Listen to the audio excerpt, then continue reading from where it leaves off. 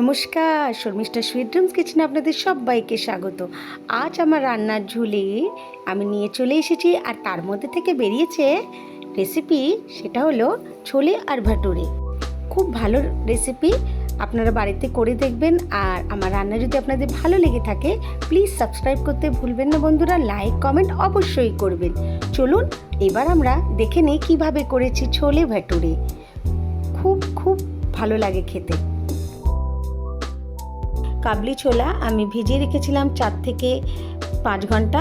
তারপরে তার মধ্যে আমি সেদ্ধ করতে বসিয়ে দিলাম একটা আলু হাফ করে কেটে, তার সঙ্গে গোটা গরম মশলা দিলাম, স্টার, এলাচ, দারচিনি আর সামান্য লবণ, আর একটা টমেটো দিয়ে দিলাম, নুন আর হলুদ স্বাদ মতন দিয়ে আমি সেদ্ধ করে নিলাম। এইবারে আলুর হাফ অংশ আমার লেগেছে, কেন বড় আলু ছিল।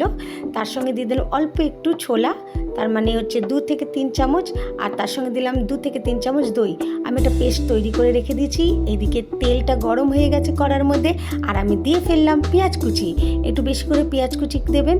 এবার ভালো করে লাল করে ভেজে নেবেন। তার মধ্যে দিয়ে দিলাম আদা, হাফ চামচ আদা গ্রেট করে দিয়েছি। তার সঙ্গে দিয়ে দিলাম টমেটো 2টো গ্রেট করে। আমি এর মধ্যে রসুন ব্যবহার করিনি বন্ধুরা। এবার আমি দিয়ে দিলাম হাফ চামচ লঙ্কার গুঁড়ো, 1 চামচ কাশ্মীরি লঙ্কার গুঁড়ো, আর দিলাম ধনে গুঁড়ো হাফ চামচ। এবার ভালো করে কষে নেব সামান্য একটু জল দিয়ে। এই দেখুন আমার কষা হয়ে গেছে। খুব ভালো করে কষতে হবে। আর তারপরেই দিয়ে দেবো যেই পেস্টটা করে রেখেছিলাম কাবলি ছোলা, আলু আর দইয়ের, সেই পেস্টটা আমি দিয়ে দিলাম। এই পেস্টটা দিলে গ্রেভিটা খুব সুন্দর গাঢ় হবে আর খুব সুস্বাদু খেতে লাগে। এবার আমি দিয়ে দিলাম সেদ্ধ করা ছোলে। ব্যাস, আর কি, ভালো করে কষতে হবে এইবারে। এই দেখুন আমি খুব ভালো করে কষে নিচ্ছি। আপনারাও এরমভাবে কষে নেবেন। স্বাদ মতো নুন দিয়ে দিলাম, আর তার সঙ্গে দিয়ে দেবো একটুখানি গরম মশলা। কিছুক্ষণ পরে তার উপর থেকে দিয়ে দিলাম ধনেপাতা কুচি। এই দেখুন, ব্যাস আমার ছোলে রেডি হয়ে গেছে। আর তার সঙ্গে পরিবেশন করার জন্য তো ভাটুরে করতেই হবে। এই দেখুন আমি দিয়ে দিলাম গরম মশলা গুঁড়ো। একবার অন্তত এই রেসিপিটা আপনারা বাড়িতে করে দেখবেন, খুবই সুন্দর খেতে হয়। চলুন এবার ভাটুরেটা রেডি করে নিই। প্রথমে আমি হাফ কেজি ময়দা নিয়েছি, তার মধ্যে 75 গ্রাম সুজি দিয়েছি, আর 50 গ্রাম দই দিয়েছি। তার মধ্যে স্বাদ মতন নুন দিয়েছি, আর হাফ টিস্পুন দিয়েছি বেকিং পাউডার, হাফ টিস্পুন দিয়েছি বেকিং সোডা। এই সব উপকরণ এবারে মেখে নেব। ভালো করে মিশিয়ে এবার জল দিয়ে মেখে নিচ্ছি। এই দেখুন ভালো করে কিন্তু মেশাতে হবে, তারপর জল দিয়ে আমি মেখে নিচ্ছি। একটা ডো তৈরি করেছি, আর ওপর থেকে এবারে তেলটা দেব। ওপর থেকে আমি মসৃণ করার জন্যে 2 চামচ তেল দিয়েছি। তেল দিয়ে আমি মসৃণ করে নিয়েছি। দেখুন আটাটা। এইবারে আমি 30 মিনিট রেখে দিয়েছি। রাখার পরে আবার একবার মেখে আমি ডোটা তৈরি করে নিয়েছি।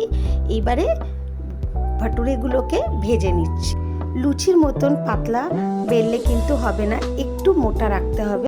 আর ভাটুরে কিন্তু একদম লুচির সাইজের হয় না, তার থেকে একটু বড়ই হয়।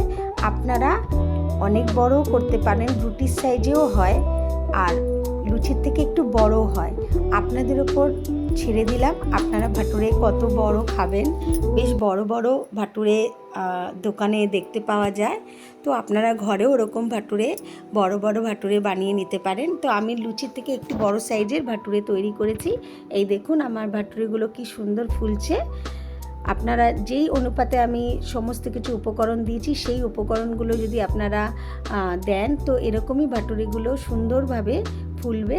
আর ছোলের সঙ্গে তো খুব সুন্দরভাবে যায় এই ভাটুরে। সকালের জলখাবার হোক, বিকেলের চায়ের সঙ্গে খুবই ভালো লাগে। আর যদি আপনাদের ঘরে অতিথি চলে আসে, তো এই ছোলে ভাটুরে খুবই ভালোবাসবে। আপনি যদি আমার মতন যেরকম আমি বলেছি সেরকমভাবে যদি করেন, তো সত্যি খুব সুন্দর ছোলে আর ভাটুরে তৈরি হয়ে যায়। তো আমার ভাটুরে রেডি হয়ে গেছে। ব্যাস, এইবারে পরিবেশনের পালা। ছোলে আর ভাটুরে একসাথে খুব সুন্দর খেতে লাগে। বন্ধুরা আপনারা অবশ্যই কিন্তু এই রেসিপি একবার অন্তত বাড়িতে করে দেখবেন। কেমন দেখবেন, ভালোবেসে ফেলবেন। এত ভালো সুস্বাদু খেতে লাগে যে ভালোবেসে ফেলবেন। আর কি, বানিয়ে ফেলুন। ছোলে আর ভেটুরে। আমার রান্না তো এখানেই শেষ করে ফেললাম। আবার অন্য কোনো দিন অন্য কোনো রেসিপি নিয়ে আপনাদের কাছে হাজির হয়ে যাব। সুস্থ থাকবেন, ভালো থাকবেন, কেমন? আর অনেক অনেক ভালোবাসা রইল।